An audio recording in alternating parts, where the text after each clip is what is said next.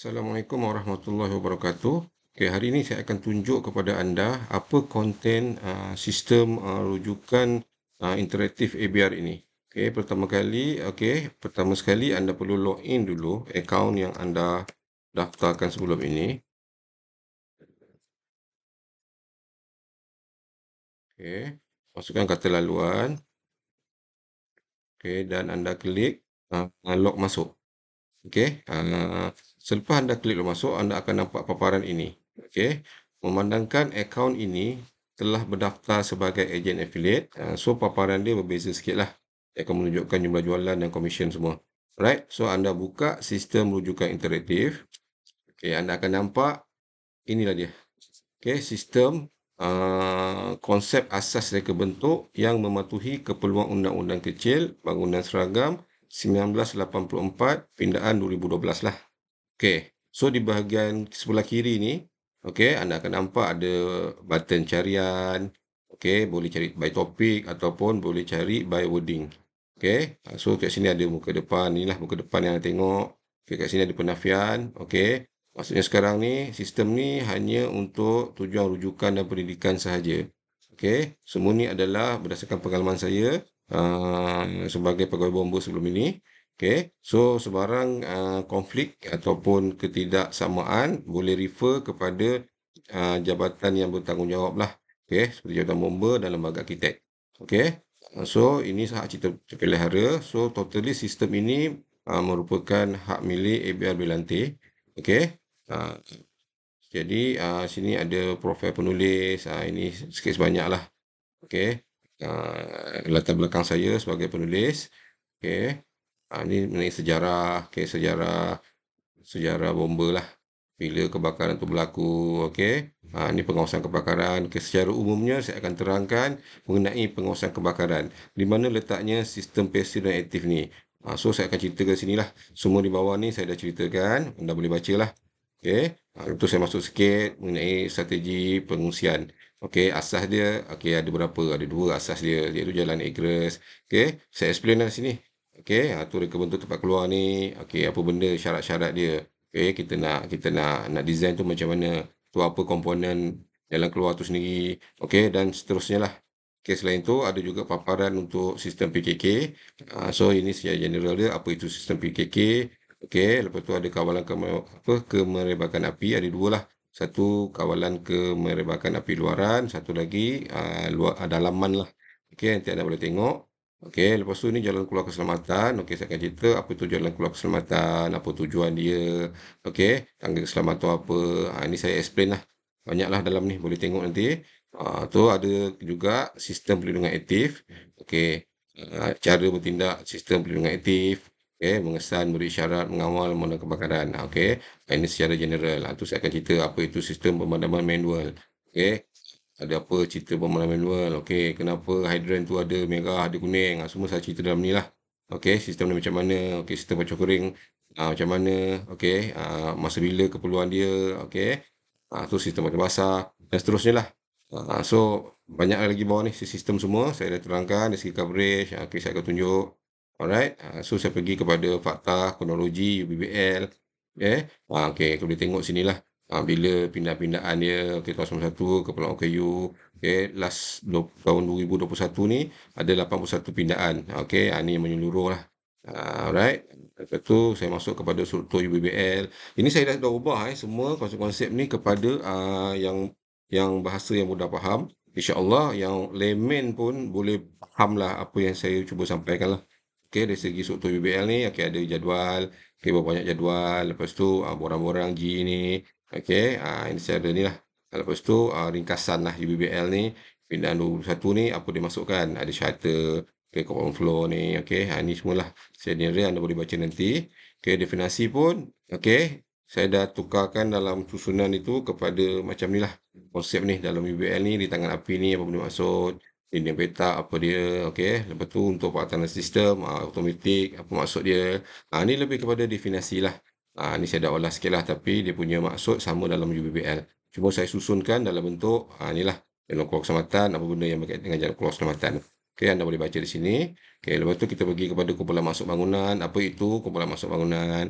Okey, kat mana nak refer? Okey, kita boleh refer UK 134. Okey, itu apa prinsip-prinsip nak tentukan jalan keluar, apa, jalan keluar pula, apa, kumpulan masuk bangunan. Okey, so kat sini inilah 8 kumpulan masuk bangunan. Lepas tu kita boleh relate juga, ni ada kumpulan 1, kumpulan 2 sampai kumpulan 8 ni, maksud dia apa, tu ada saya relatekan sikit MS 1183 ni, macam mana kumpulan masuk tu ditentukan. So sini saya ada explain lah sikit, nanti boleh tengok lah. Okey, lepas tu access bomber. Bila access bomber ni saya akan ceritakan ada 2 jenis access bomber lah. Satu access luar bangunan, satu dalam bangunan. Okey, luar bangunan ni access pergerakan bomber lah. Dalam bangunan lobby access menentang kebakaran. Okey, sini saya terangkanlah mengenai access. Okey, apa benda syarat-syarat dia, berapa gradient. Okey, semua tu turning point. Okey, berapa nak masa bila nak kena 1/4, 1/6. Okey, semua saya cerita dalam ni. Okey, lepas tu ada lagi paparan ruang akses menentang kebakaran. Okey, so kat sini kat mana keperluan dia. Okey, saiz minimum mesti 6 meter persegi. Okey, 25%. Dia punya pengutaraan mesti 25%. Alright. So ini keperluan-keperluan ni lah. Nanti yang boleh tengok lah. So, masa bila keperluan dia. Okey, lepas tu ada kaedah pengukuran bangunan. Okey, macam mana kita nak kira? Kat mana level kita nak start sampai level mana? Okey, boleh nampak dalam gambar ni. Saya ada buat bergambar juga. Okey, tu macam mana kita nak buat lah. Kita nak kira semua di dalam ni lah. Anda boleh tengok kenapa dia penting. Okey, ada tu saya masuk sikit had jalan mati. Apa itu had jalan mati, DN? Adakah dengan 2 jalan keluar ni DN boleh selesai? Tak semestinya. Okey, macam mana konsep-konsep dia. Okey, lepas tu jarak perjalanan pula. Okey, dan lepas saya boleh tengoklah nanti. Okey, lepas tu pemetakan. Okey, saya ceritalah mengenai pemetakan. Okey, apa itu pemetakan, fungsi dia apa. Okey, so boleh tengoklah semua-semua ni. Banyak ni, panjang ni, boleh tengok sini masih banyak lagi bawah ni. Okey, lepas tu saya ada buat contoh pengiraan. Contoh pengiraan ni, saya tunjuk macam mana kita nak kira lebar tangga. Okey, berapa lebar koridor. Okey, berapa saiz tangga semualah saya tunjuklah. Berdasarkan jadual ada dia punya kaedah di sini. Ada kaedah dia berapa banyak. Okey, ada semualah, semua nanti boleh tengok dia panjang ni. Alright. So ini.